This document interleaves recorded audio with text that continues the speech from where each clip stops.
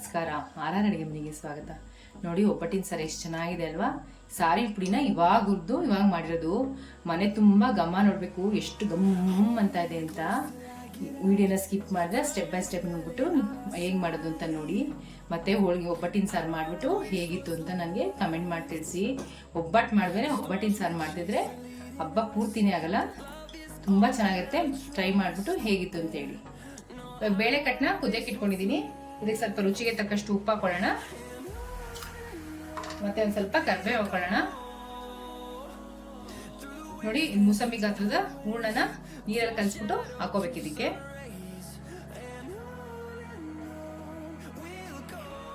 ನೋಡಿ, ಈ ತರ ಕಲಿಸ್ಬಿಟ್ಟು ಹಾಕೊಂಡ್ಬಿಡ್ಬೇಕು.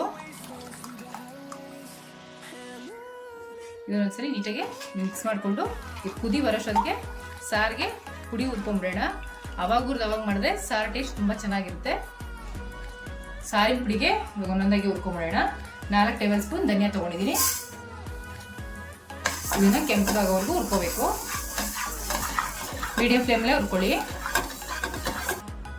ನೋಡಿ, ಇಷ್ಟ ಆಗಿರೋ ಸಾಕು. ತಟ್ಟೆ ಬಗ್ಸ್ಕೊಬಿಡೋಣ. 2 ಟೇಬಲ್ ಸ್ಪೂನ್ ಜೀರಿಗೆ ಹಾಕೊತಾ ಇದ್ದೀನಿ. ಇದು ಕೆಂಪಾಗೋವರೆಗೂ ಹುರ್ಕೋಬೇಕು. ಎಲ್ಲ ಮೀಡಿಯಂ ಫ್ಲೇಮಲ್ಲೇ ಹುರ್ಕೋಬೇಕು, ತುಂಬ ಹೈ ಫ್ಲೇಮಲ್ಲಿ ಹುರ್ಕೊಬಿಡಿ, ಆಮೇಲೆ ಸೀದೋಗ್ಬಿಡುತ್ತೆ. ನೋಡಿ, ಇದು ಈ ಕೆಂಪಾಗಿದೆ, ಸಾಕು. ತಟ್ಟೆ ಬಡಿಸ್ಕೊಬಿಡೋಣ. ಇದು 1/4 ಟೇಬಲ್ ಸ್ಪೂನ್ ಮೆಣಸು ಹಾಕೊತಾ ಇದ್ದೀನಿ. ಇದನ್ನು ಒಂಚೂರು ಚಟಕಣ್ಣಾಗ ಹುರ್ಕೋಬೇಕು. ಸಾಕು, ಮೆಣಸು ಆಗಿದೆ. ಇದು ತಟ್ಟೆ ಬಡಿಸ್ಕೊಂಬಿಡೋಣ.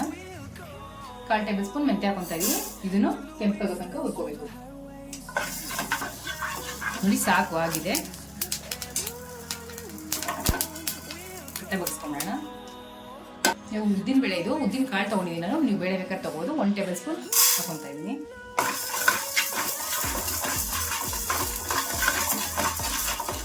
ಇದೊಂದು ಸ್ವಲ್ಪ ಕೆಂಪಗಾಗೋ ತನಕ ಹುರ್ಕೋಬೇಕು. ನೋಡಿ, ಕೆಂಪಾಗಿದೆ, ಸಾಕು. ಇದೊಂದು ತಟ್ಟೆ ಬಗ್ಸ್ಕೊಂಬೋಣ. ಇವಾಗ 1/4 ಟೇಬಲ್ ಸ್ಪೂನ್ ಸಾಸಿವೆ ಹಾಕೊತಾ ಇದ್ದೀನಿ. ಇದು ಚೂರು ಚಟ ಚಟ ಅಂತ ಹುರ್ಕೋಬೇಕು. ನೋಡಿ, ಅಂತ ತಟ್ಟೆ ಬಗ್ಸ್ಕೊಂಬೋಣ. ಇವಾಗ ಒಂದು ಅರ್ಧ ಟೇಬಲ್ ಸ್ಪೂನ್ ಎಣ್ಣೆ ಹಾಕ್ಕೊಂಡು ಒಣಮೆಣಸಿನ್ಕಾಯಿ ಹುರ್ಕೊಳ್ಳೋಣ. ಇದು 3 ಖಾರದ ಮೆಣಸಿನ್ಕಾಯಿ ಹಾಕೊತಾ ಇದ್ದೀನಿ. 10 ರಿಂದ 12 ಬ್ಯಾಡಗಿ ಮೆಣಸಿನ್ಕಾಯಿ ಹಾಕೊತಾ ಇದ್ದೀನಿ.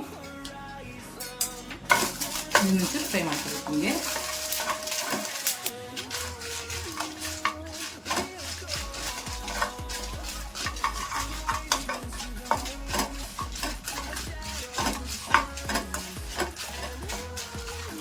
ನೋಡಿ, ಸಾಕು, ಆಗಿದೆ. ತಟ್ಟೆ ಬಡಿಸ್ಕೊಂಡ್ಬಿಡೋಣ.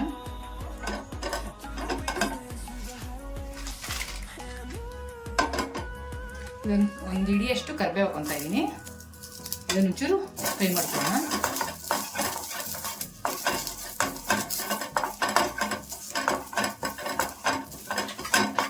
ಇದರೊಳಗೆ ನೀರಾಂಶ ಇದ್ರೆ ಹೋಗ್ಬೇಕು, ಇಲ್ಲಾಂದ್ರೆ ಪುಡಿ ಹಾಳಾಗ್ಬಿಡುತ್ತೆ. ಇವ್ರು ನೀರಿದ್ರೆ ಅದಕ್ಕೇನೆ ಒಂಚೂರು ಫ್ರೈ ಬಿಸಿ ಮಾಡ್ಕೋಬೇಕು.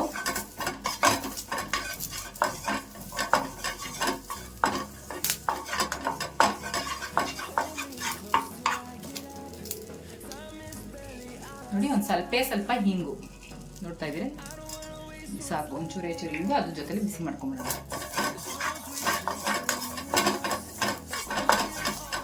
ನೋಡಿ, ಇವಾಗೆಲ್ಲ ಉಟ್ಕೊಂಡಾಗಿದೆ.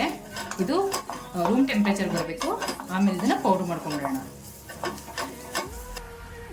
ಫಸ್ಟ್ ಮೆಣಸಿನ್ಕಾಯಿ ಮಾತ್ರ ಪುಡಿ ಮಾಡ್ಕೋಬೇಕು, ಇಲ್ಲಾಂದ್ರೆ ನುಣ್ಣಗಾಗಲ್ಲ. ಅದಕ್ಕೆ ಫಸ್ಟ್ ಇದನ್ನೇ ಪುಡಿ ಮಾಡ್ಕೊತಾ ಇದ್ದೀನಿ ನಾನು.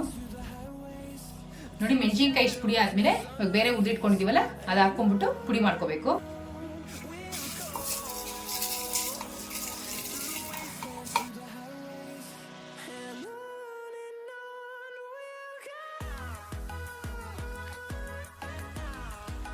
ನೋಡಿ, ಇಷ್ಟು ನೈಸಾಗಿ ಪುಡಿ ಮಾಡ್ಕೋಬೇಕು. ಇವಾಗ ಸಾರಿಗೆ ಹಾಕೊಳ್ಳೋಣ. ಇವಾಗ ಬೇಳೆ ಕಟ್ಟು ಚೆನ್ನಾಗಿ ಕುದೀತಾ ಇದೆ. ಇವಾಗ ಸಾರಿನ ಪುಡಿ ಹಾಕೊಂಡ್ಬಿಡೋಣ. ನಾನು 2 ಸ್ಪೂನ್ ಹಾಕೊತಾ ಇದ್ದೀನಿ. ನೀವು ಖಾರ ನೋಡ್ಕೊಂಡು ಹಾಕೊಳ್ಳಿ.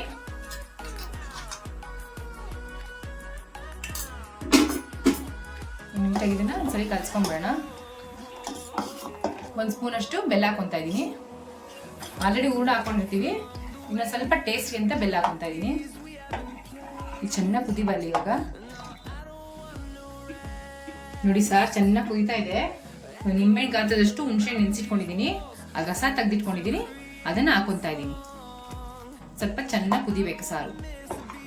ಹುಣಸೆ ಹುಳಿ ಹಾಕೊಂಡಿದ್ದೀವಲ್ಲ, ಇನ್ನೊಂಚೂರು ಚೆನ್ನಾಗಿ ಕುದಿಬೇಕು. ಈಗ ಸಾರು ಕುದಿಯೋಷ್ಟೊತ್ತಿಗೆ ಒಂದು ಒಗ್ಗರಣೆ ಹಾಕೊಂಡ್ಬೇಡ. ನಾನು ಒಗ್ಗರಣೆಗೆ ತುಪ್ಪ ಯೂಸ್ ಮಾಡ್ತಾ ಇದ್ದೀನಿ. 2 ಟೇಬಲ್ ಸ್ಪೂನ್ ತುಪ್ಪ ಹಾಕೊತಾ ಇದ್ದೀನಿ. ಇದು ಆದ್ಯ ತುಪ್ಪ, ದೇಸಿ ತುಪ್ಪ, ಹಸುವಿನ ಮಾಡಿರೋದು. 1/4 ಟೇಬಲ್ ಸ್ಪೂನು ಸಾಸಿವೆ ಮತ್ತೆ ಜೀರಿಗೆ ಹಾಕೊತಾ ಇದ್ದೀನಿ. ಸ್ವಲ್ಪ ಹಿಂಗ ಹಾಕೋತಾ ಇದ್ದೀನಿ. ಸ್ವಲ್ಪ ಕರಿಬೇವು ಹಾಕೋತಾ ಇದ್ದೀನಿ.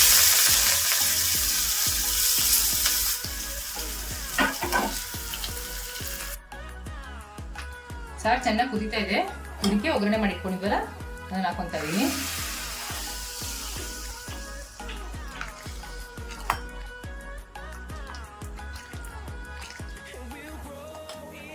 ಇನ್ನೊಂದೇ 1 ನಿಮಿಷ ಕುದಿದಾದ್ಮೇಲೆ ಸ್ಟವ್ ಆಫ್ ಮಾಡ್ಕೊಬಿಡೋಣ. ಕೊತ್ತಂಬರಿ ಹಾಕ್ಬಿಟ್ಟು ಸ್ಟವ್ ಆಫ್ ಮಾಡ್ಕೊಬಿಡೋಣ. ಒಬ್ಬಟ್ಟಿನ ಸಾರು ರೆಡಿ ಆಗಿದೆ.